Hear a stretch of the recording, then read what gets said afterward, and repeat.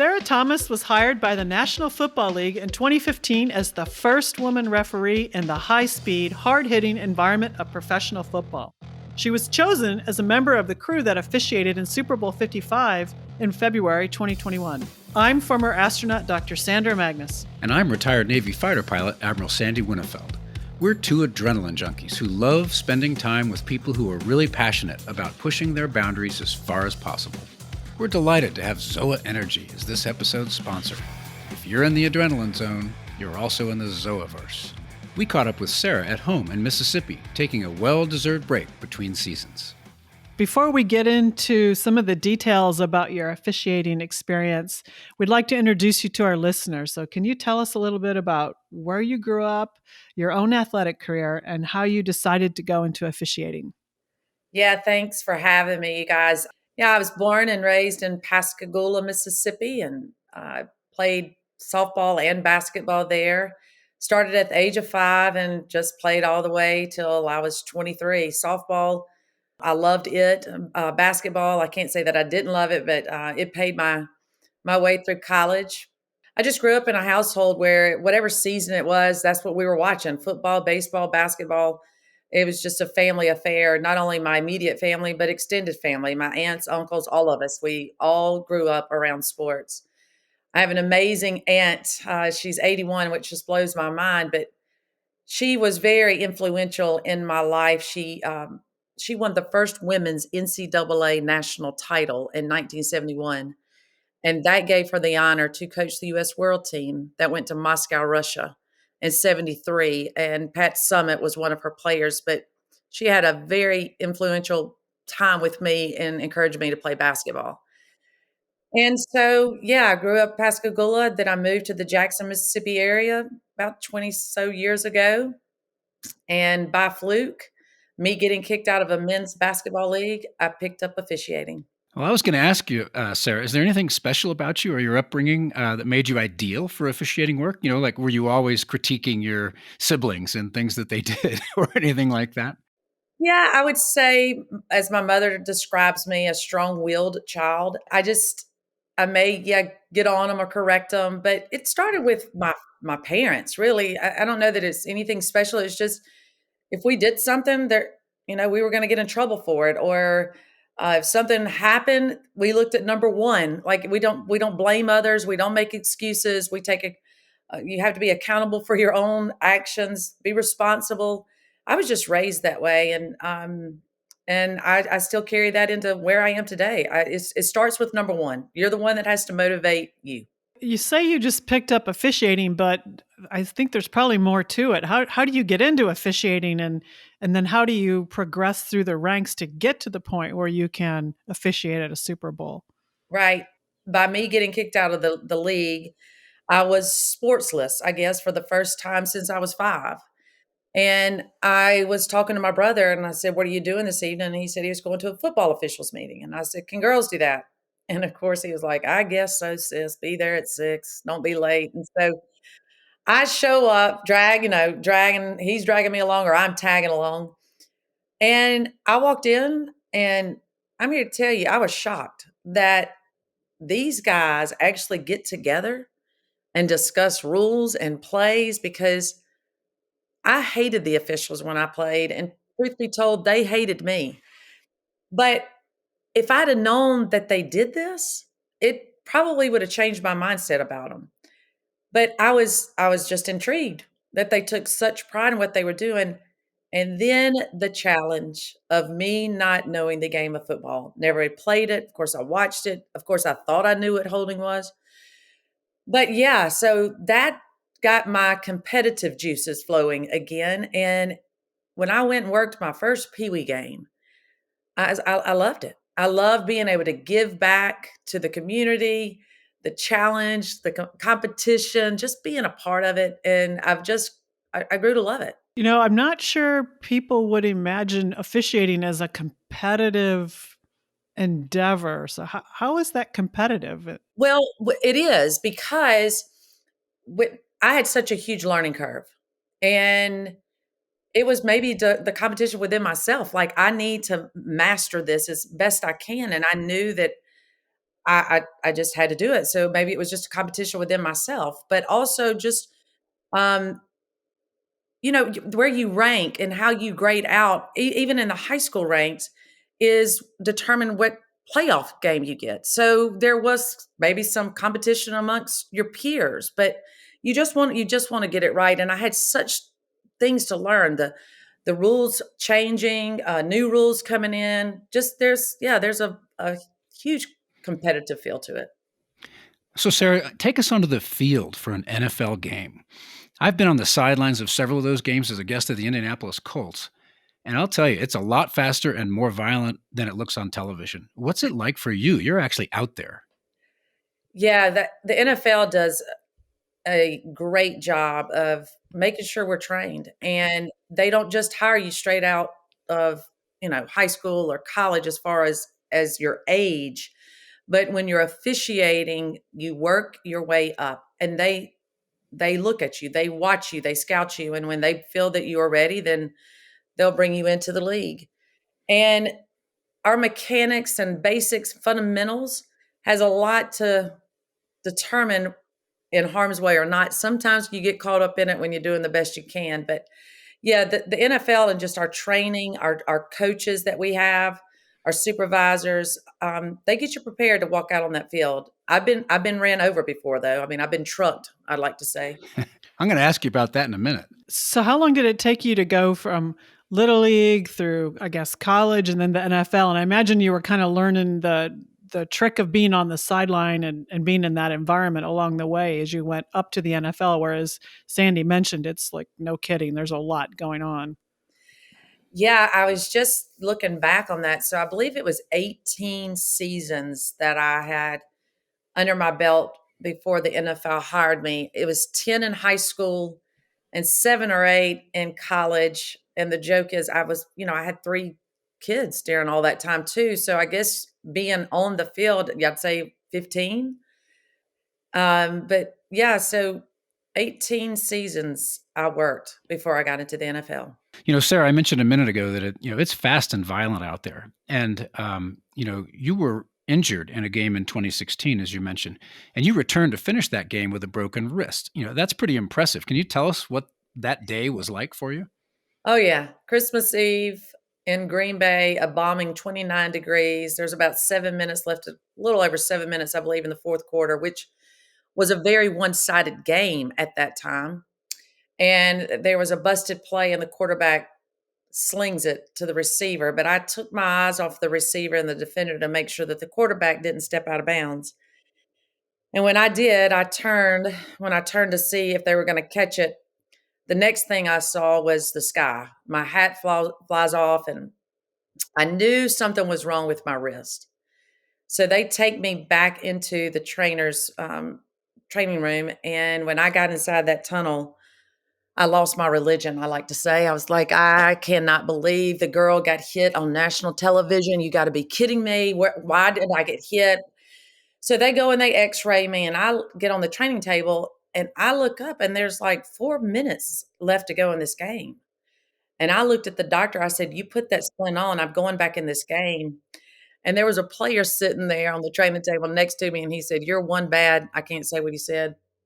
And NFL security said, you're joking, right? And I said, no, get your running shoes. I'm going back through that tunnel. So I got back out. It was a 2-minute warning. And it was a very, it was a 1-score game. And we're getting set up in the last few seconds for an onside kick. And my umpire, Sean Smith, he comes over and he says, hey, don't be a hero. And I said, I'm one step ahead of you, fella. I've already asked which way they're going to kick. So after that game, I called my kids, and my oldest says, hey, Mom, are you all right? And I said, yeah, I've just got a broken wrist. And he said, okay, well, good. He said, you do know you got run over by Rudolph on Christmas Eve, because it was Cal Rudolph and it was Christmas Eve. But yeah, I had to have surgery 3 days later. It was, I've got a plate and 7 screws and a pin in my right wrist. You recently served as a down judge, and so that, as people are running off the field, clearly there's a potential for collision. What other positions are there, and is there one that's more or less in the middle of the violence or not? Sure. So I would say used to, the umpire, when he was on the defensive side of the ball, was always in harm's way, always. But on the line of scrimmage, both me, the down judge, and the line judge, we're right there on the line of scrimmage. You've got your referee and your umpire in the offensive backfield, and they've got to be quick because a busted play and or shift in direction, they could get caught up in it easily. The deep wings, your back judge, side judge, field judge, they see the action coming. I pick at them, and we all do. We joke with them and say, "You only have one guy to really watch, a receiver, really two, a defender." But I went and tried to do that position at a scrimmage one time, and it wasn't the player that got me, but I was backpedaling, and it was the pylon I hit, and my legs came out from underneath me, and I said, "I'll never make a joke at you guys again." That's great. You mentioned penalties earlier. Some penalties, Sarah, seem to be pretty straightforward, right? Somebody jumps off sides, pretty easy. But some require a good bit of judgment, like a holding call. Can you talk to us a little bit about which ones are the hardest and how you go about deciding when and when not to throw a flag? Yeah, so you just at this level and really college and high school, you just have to. There's got to be the spirit of the game, if you will. The rules are there. Yes, there are some that are pretty obvious, and we call them, like you were just saying, a judgment. It's just we have the mindset that there's got to be materially restriction or materially affect the play, and that's how we determine. How often has a call that you've been made been challenged? And then how does that feel when you've made a very difficult call and either you're on the right side of it or the wrong side of it? Yeah, you've got to have short-term memory. I can tell you that because at any given time when we throw it, there's going to be half of the crowd that's not happy and the other half that is. Or when we don't throw it, it's the same situation. But you just have to have short-term memory. You've got to go to the next play. I take it back to my playing days, playing softball at shortstop. You make an error, that ball's going to come right back at you. You got to clear your mind, dump it, if you will, and move on to the next one. But yeah, it's our job in itself is pressure enough, and just to sit there and have second guess ourselves on everything, that would just add more pressure. How does that affect you when the coaches or players, whether you've made a call right or wrong, but they can be very emotional about it, right? And they get in your face and start to argue. Yeah, they can get passionate, I like to say, and that's fine because I was an athlete. I have coached an AAU girls basketball team. I got teed up a couple of times. I don't know if I ever got ejected. Maybe I did, but yeah, it's their job. They're going to express it, and I will, as we're very professional. They're professional, and the one thing you don't want to do is ignore them because ignoring someone is the first form of rejection, and that really will upset anyone. So I try to just handle it and tell them how I saw it, and we move on. So, Sarah, I was what they call a landing signal officer on aircraft carriers a long time ago, which means grading every single landing a pilot makes. So I know about the thankless nature of officiating because it's pretty competitive. But how often does a player or a coach come up to you after a game and say, nice job today, Sarah? Or do they just vanish and you vanish back into your own locker room? Yeah, I don't see coaches typically. I'm going to my locker room. They're going to, of course, shake hands with the opposing coach. But the only time we really have that interaction with them is during training camps and stuff like that, or before the game. We'll just shake hands, and I'll shake both head coaches' hands, and just this year it was just stay healthy. That was the message I would send to them. But yeah, after the game, we're off and running. One of the things as a follow-up to that, after our missions, we'd come back, from being on orbit for 10 or 12 days or months, and we'd have debriefs where we'd walk through the things that went well and the things that didn't go well. Do you guys have sort of post-game debriefs where you do an analysis of how everybody performed? Yes, and I just want to tell you both, y'all are amazing at what you have done and what you're doing. So, yeah, we have post-game. So after the game, we get a thumb drive, and it has every play from that game on it. And I immediately, when I get on the airplane, I look at all the plays. I look at the fouls are called, the ones that I really want to take a look at that I didn't call, and then just go through the game. And we all critique each other. Every position on the field, replay, we all give our comments about certain things. And then we have a coach that looks at it, makes comments back to us on various things. We respond, and then we get a grade on Wednesday.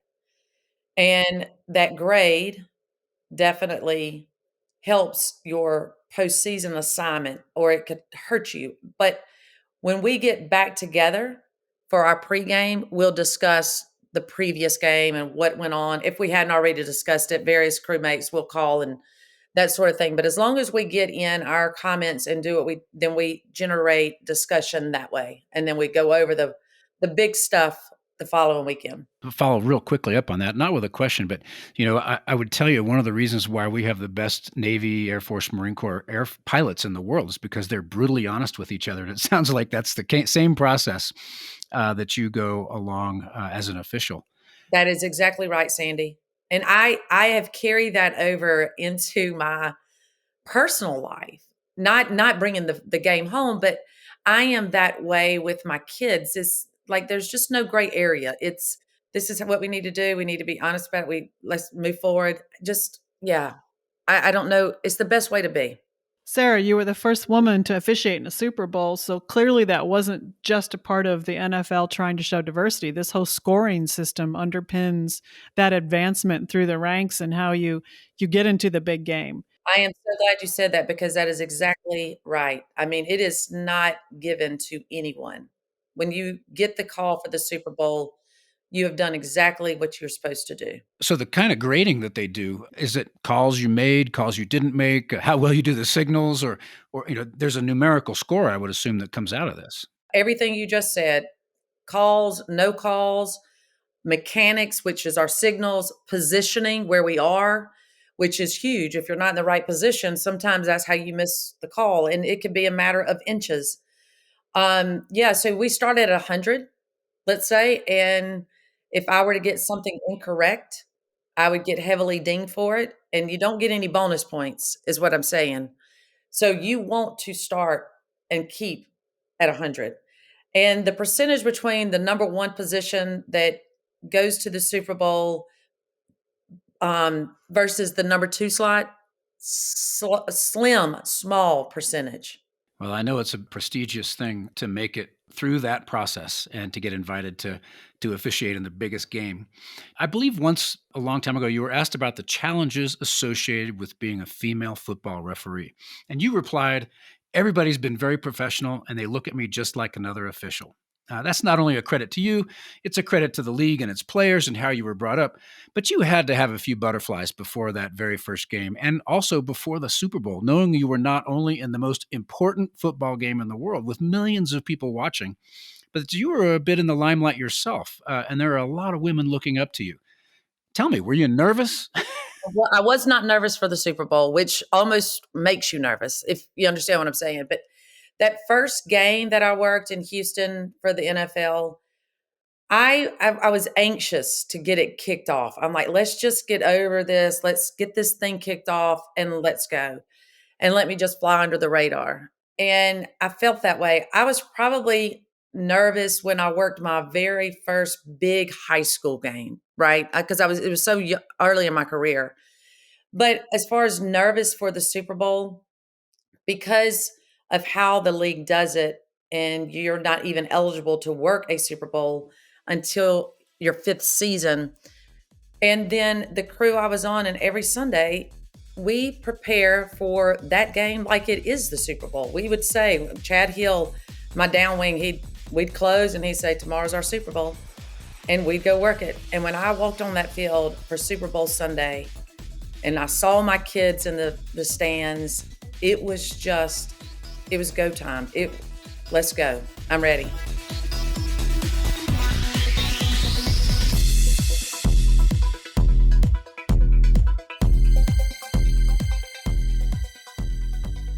As a reminder, this episode of The Adrenaline Zone is brought to you by Zoa Energy. Zoa is designed to support healthy immunity while providing a boost of energy and hydration.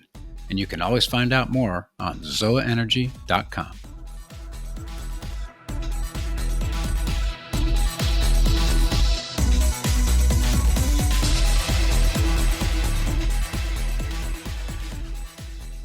But, going back to the beginning when you first got into officiating and showed up at that meeting and there were no other women in the room, there probably were some attitude changes and cultural changes and barriers that you had to surmount to get through the whole process.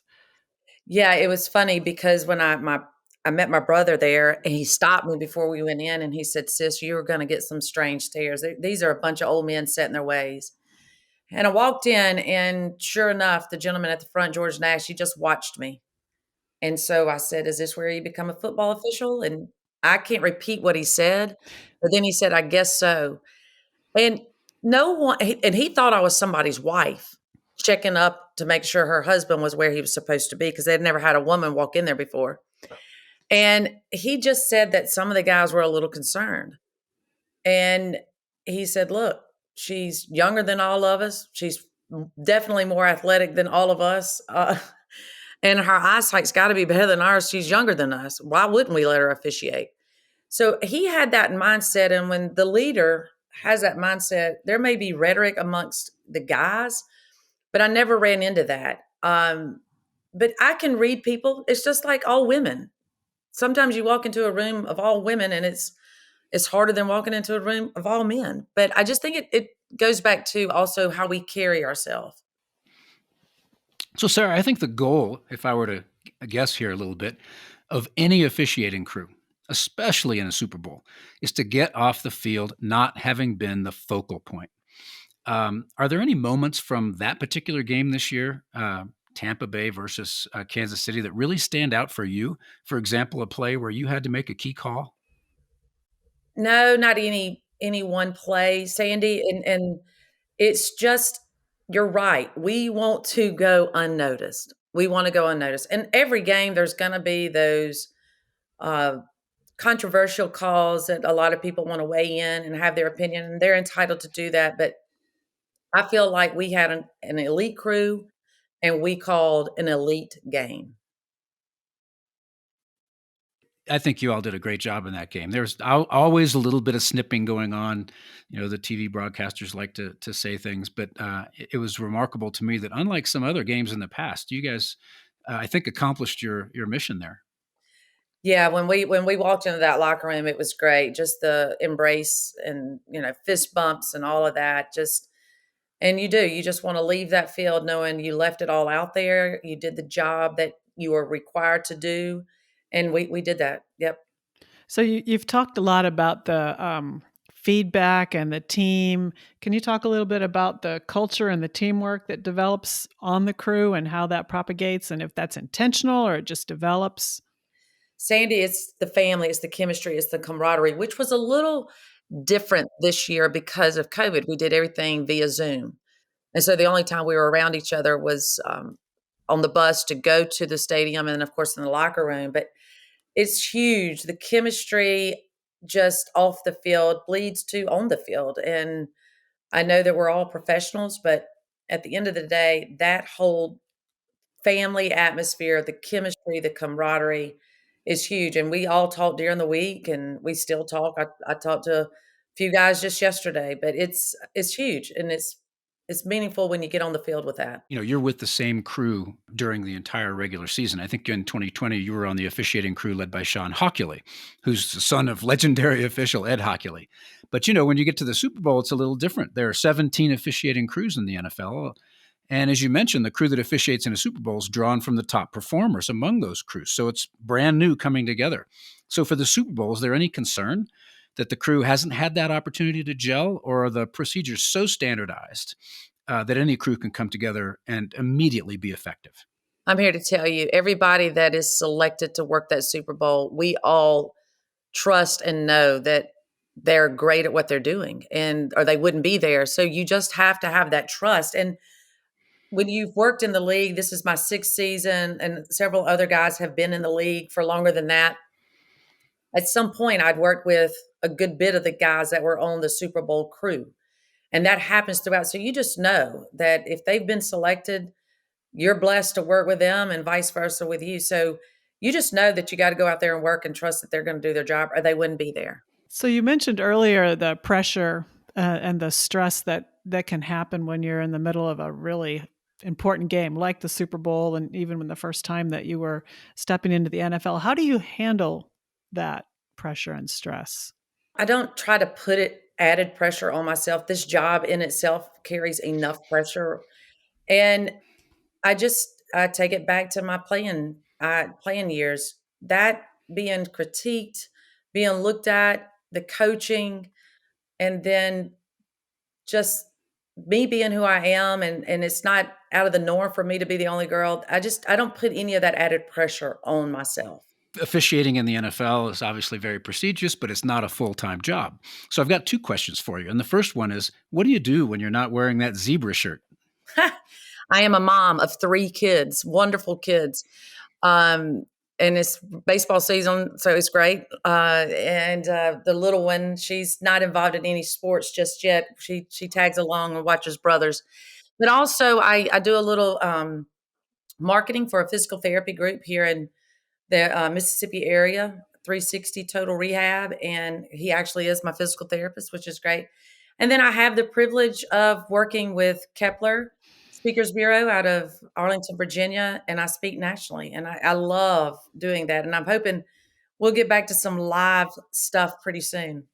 Yeah, hopefully, fingers crossed. My second question on that was, the players have an off season, but I'm sure officials do as well. What kinds of things do you do individually and as a profession, actually, to get prepared for opening, that first exhibition game, usually in August? Yeah, today is exactly 2 months away from whenever we start receiving emails and our season kicks off May 15th. So I've got 8 weeks to get just maintain my body and shape and go to my trainer and do what I've got to do, eat healthy. And we start test. We'll have our written test. They usually come out today but they haven't. I hadn't seen them on email, but we'll start with our written rules test and start watching film. And then May, it'll be everything with the league and hopefully our clinics and mini camps. And Sarah, those rules aren't simple. We amateurs watching and critiquing out in the stands or on TV, think we know everything, but those rules are not very simple. So I would imagine it does take a good bit of studying and work to stay on top of them. That's right. You never really put the rule book down. You just don't. Casebook, rule book, replay. That's right. As I listen to your story, Sarah, I get impression of confidence, mental toughness, perseverance, and passion. And as a female going into a male-dominated field, it's important for young women to recognize those are traits that are really important. I imagine you get the same kind of questions I do about what's it like to be a female working in a male-dominated field, because sometimes young women don't feel like taking that risk, right? Right. Yeah. So how do you deal with those questions? I love the way that you described me. That's great. I mean, that's a huge compliment. But my daughter, I think, Sandy, the way a woman carries herself into a room, throw your shoulders back, have your head high, and just know you belong. And when you walk in with that air of confidence, the atmosphere just changes. Sarah, anytime you, Sandy and I use the word crew, that implies leadership and mentoring. Now you've been in the NFL for 5 years. You've talked about being a high school ref for 10 years. What have you learned over all your experience as an official, as you've grown from a rookie, as it were, into a seasoned NFL official? What have you learned about teaching new folks coming into your profession?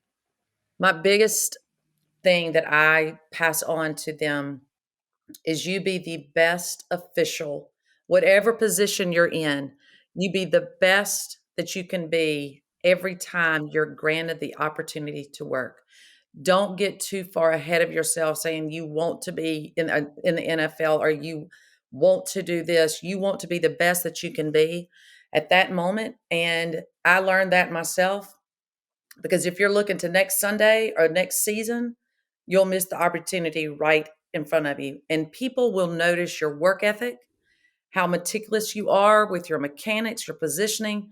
Just stay focused on that one opportunity that you have in front of you. Now, we asked you a little bit earlier in this episode about when you got knocked down that one time, But I didn't ask you if that was the hairiest situation you'd ever been in on the field. Are there any other times when, it's been a little tense or, challenging for you personally? Yeah, I will tell you that my rookie season, all the veterans will tell you, do not get in the middle of the players. So I end up in the middle of the players. And I thought to myself, I'm in trouble. I'm about to get hit. And I just started yelling and they stopped because I don't think they'd ever heard a woman's voice. And I literally I thought I am in trouble, but I did. They just stopped. I threw my hands up and I was just like, "Stop, knock it off," or whatever. And they did immediately. I'm sure your kids do that too. They don't listen as well. Inevitably. Now, along those same lines, would you care to share with us what you consider one of your sort of professional highlight successful moments, and maybe a moment where on the other side things might not have gone so well? Yeah. Of course, granting, the opportunity to work the Super Bowl, that was phenomenal. Phenomenal. My rookie season, my first Monday night football game, I'll never forget standing on the pylon. It was Pittsburgh at San Diego. And the theme music for Monday night, that dun dun dun, it was pounding in my chest. It was so loud. And there was a play at the end of the game, and it came down to me ruling touchdown. And I got it right. The next day, of course, it was all over social media, newspapers. And I just think back on that, if I had got it wrong, what that may have done. So that's one that I just think about.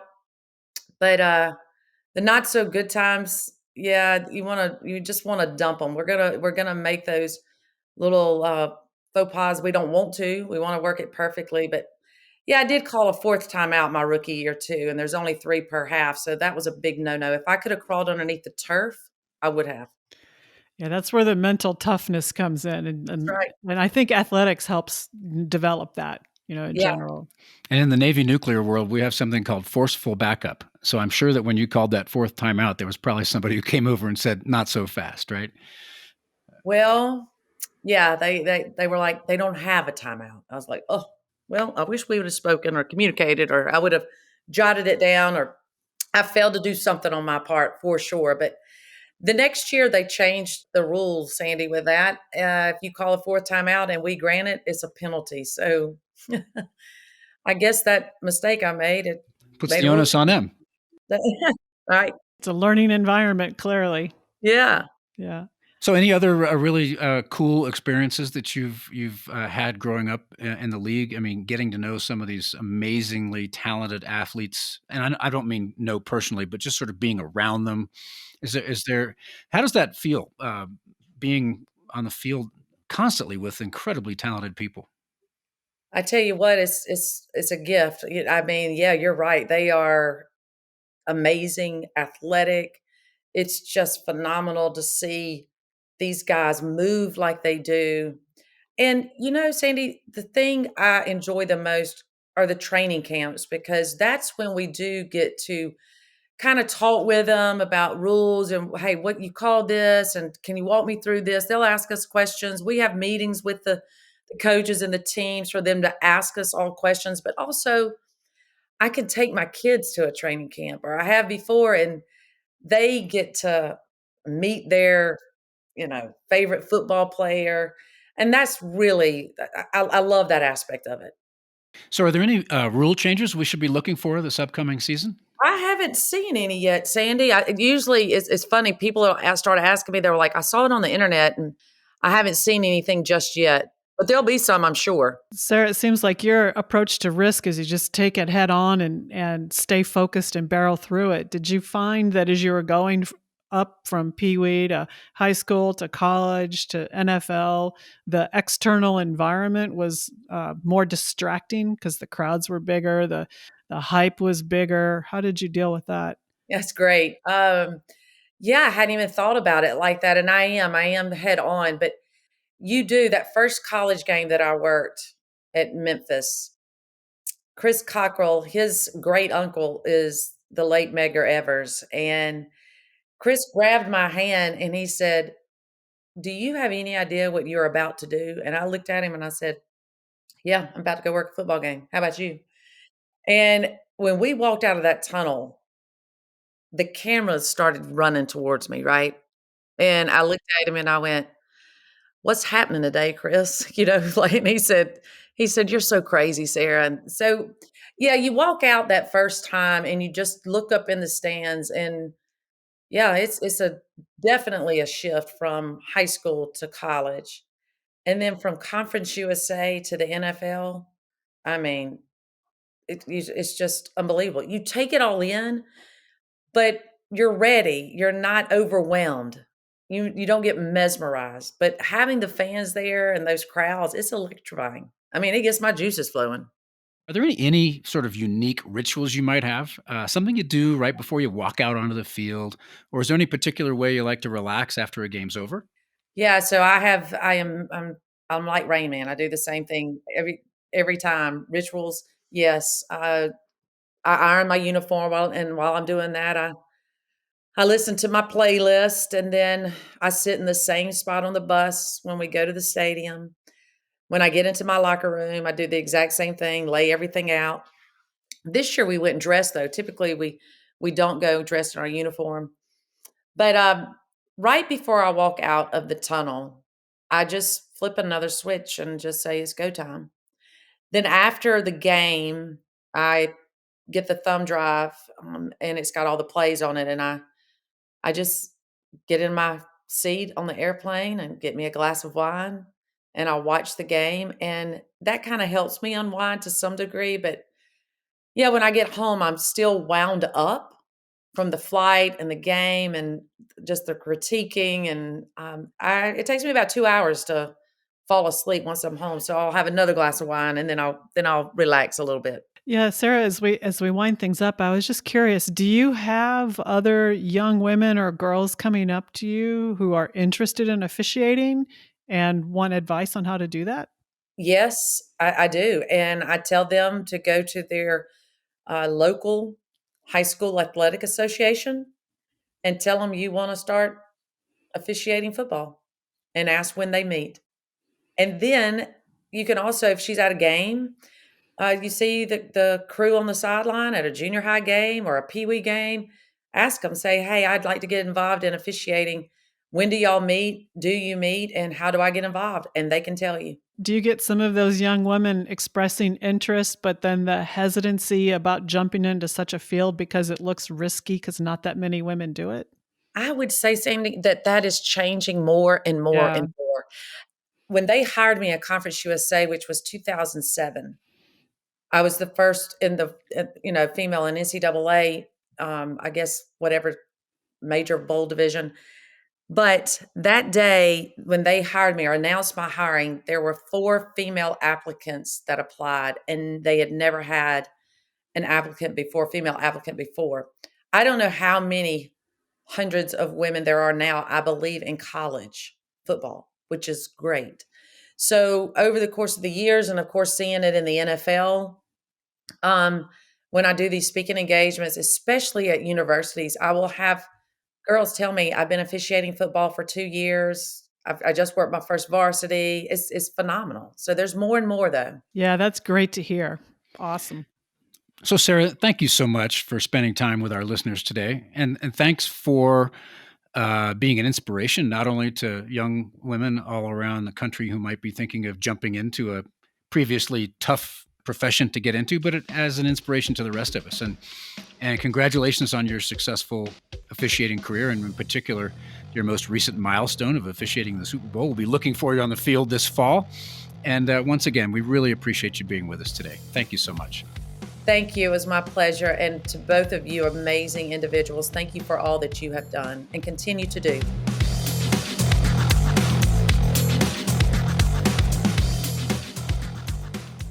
That was the first woman to officiate in a Super Bowl, Sarah Thomas. I'm Sandy Winnefeld. And I'm Sandra Magnus. Join us back in the Adrenaline Zone next week for a new episode. And be sure to follow the show wherever you get your podcasts. Many thanks to Zoa Energy, who sponsored this episode. Get ready to fuel your summer jam with Zoa Energy. If you have an idea for an adrenaline-seeking guest we should interview, visit our website at theadrenalinezone.com. Join us again next week for a new episode. And be sure to follow or subscribe to the show wherever you get your podcasts.